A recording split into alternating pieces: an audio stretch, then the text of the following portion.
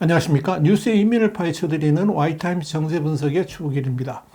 블라디미르 푸틴 러시아 대통령의 우크라이나 전쟁 명분 중 하나인 이 돈바스 지역의 완전 장악을 위해서 핵심 거점 포인트로 점령을 명령한 지역이 있죠. 바로 동남부의 도네츠크주 바흐무트입니다.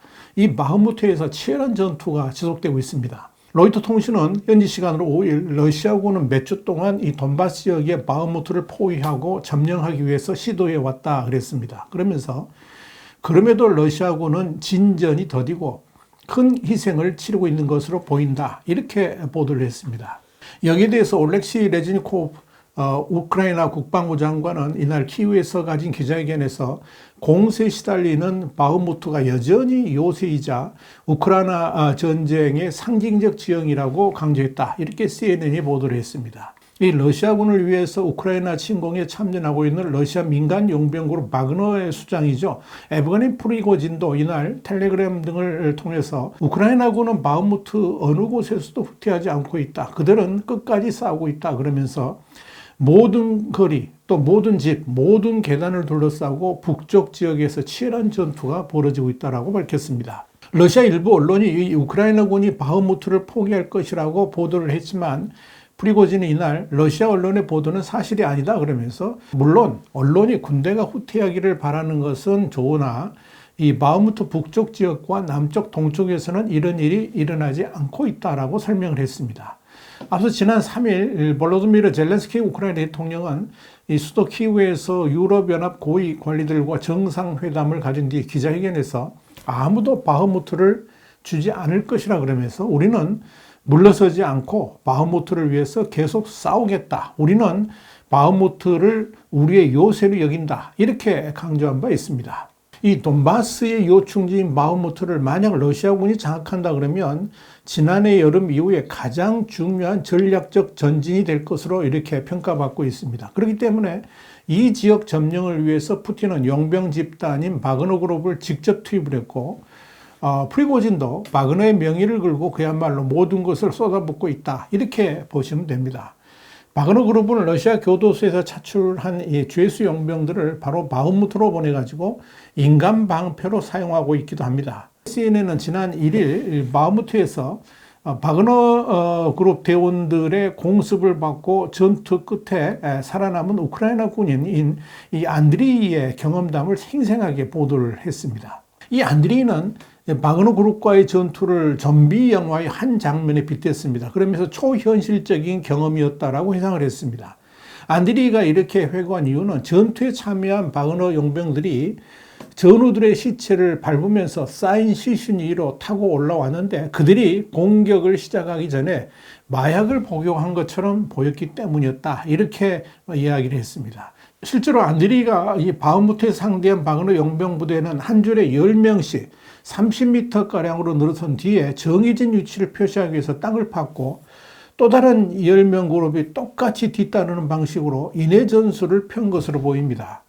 이 안드리이는 이어서 이 바그너 용병들과 10시간 동안 계속해서 싸웠다 그러면서 적들은 그저 파도 같은 수준이 아니라 끊임없이 들이닥쳤고 우리 편은 20명 정도였는데 저쪽 편은 200명은 되는 것 같았다, 이렇게 회상을 했습니다. 첫 공격을 막아냈지만 저들이 계속 나타나 에워쌌고 또 예상치 못한 여러 방향에서 공격이 왔다 그랬습니다. 그러면서 마지막 총알까지 쏘고 나서 수류탄을 던졌고 우리 부대는 나와 몇 사람만 남았다, 할 수 있는 일이 없었다라고 말을 했습니다. 한마디로 이 바그너 용병들의 전투력이 비현실적으로 끈질기겠다는 점에서 약물을 투약하고 있는 것 같다라고 주장을 한 겁니다. 전투 현장에서도 바그너 용병들은 첫 부대의 탄약이 소진되거나 모두 총에 맞아 쓰러지면 그때서야 좀 더 경험 있는 전투 부대를 측면에서 투입했는데, 여기에 대해서 안드리이는 죄수 출신 병사들이 총알바지로 이용된 것으로 보인다라고 지탄을 했습니다. 안드리이는 이날 전투 과정에 생포된 바그너 그룹의 한 용병의 사연도 들려줬습니다. 안드리이는 바그너 그룹의 한 용병이 돈을 벌기 위해서 마약을 팔다가 붙잡혔는데 변호사를 꿈꾸는 딸의 앞날에 자신의 범죄 기록이 걸림돌이 되지 않게 하려고 바그너 그룹에 지원했다는 겁니다. 그러면서 이 용병에게 자신이 총알바지 운명이라는 걸 언제 알았느냐 이렇게 물으니까 그는 첫 번째 전투 임무에 투입됐을 때라고 답했다. 이렇게 회상을 했습니다. 이 바그너 용병들이 이렇게 총알바지로 내몰고 있다는 보도는 이미 나온 바 있죠. 미국의 뉴욕타임스는 지난 2일 우크라이나를 침공한 러시아가 묻지마 인해 전술로 사상자 20만 명에 다가섰다는 분석이 나왔다 그러면서 최근 2개월 사이에만 러시아군 사상자가 최소 8만 명 정도 늘어났는데 이런 원인으로 최근 이 러시아가 우크라이나 동부 격전지에서 구사하고 있는 인해 전술이 지목된다라고 보도를 했습니다. 뉴욕타임스는 이어서 러시아 병력은 기관총이 쉴 새 없이 연사되고 포탄이 비처럼 쏟아지는 우크라이나 군 진지 앞에 계속 밀어닥친다 그랬습니다. 그러면서 이들은 신병이나 교도소에서 용병으로 자원한 죄수 등으로 훈련도 받지 못한 채 우크라이나 정규군을 상대하고 있다고 전했습니다. 이와 관련해서 콜린 칼 미 국방부 차관은 러시아군이 대포도 떨어지고 대치할 탄약도 떨어져서 대신 죄수들로 인해 전술을 펴는다고 설명했습니다. 쿠시삼 에스토니아 국방부 차관도 러시아가 동부 격전지에 투입한 죄수가 4만에서 5만 명이 달한다 그러면서 자체 집계를 밝혔습니다. 뉴욕타임스는 이런 추세와 관련해서 푸틴 러시아 대통령은 급증하는 자국군 사상자 규모에 개의치 않을 것이라는 관측이 일반적이라 그러면서 푸틴 대통령이 자국에서 정치적 반대가 전혀 없는 상황에서 우크라이나전을 2차 세계대전에 겪었던 고난과 비슷하게 여기지도록 이 틀을 짜고 있다라고 지적을 했습니다.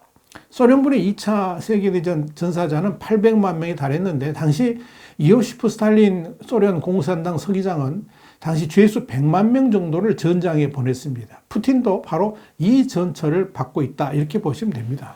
미국 관리들은 이 푸틴 대통령이 우크라이나전 사상자 증가로 정치적 지지가 약해지더라도 수십만 명까지는 버텨낼 수 있을 것으로 내다봤습니다. 여기에 대해서 쌈 차관도 러시아에서 군인의 생명은 똥값이지만 어떻게 죽든 간에 죽은 군인은 영웅이라 그러면서 죽은 군인의 공백은 다른 군인으로 메울 수 있고 전사자 숫자는 전쟁에 대한 여론을 바꾸지 못할 것이다 이렇게 말을 했습니다.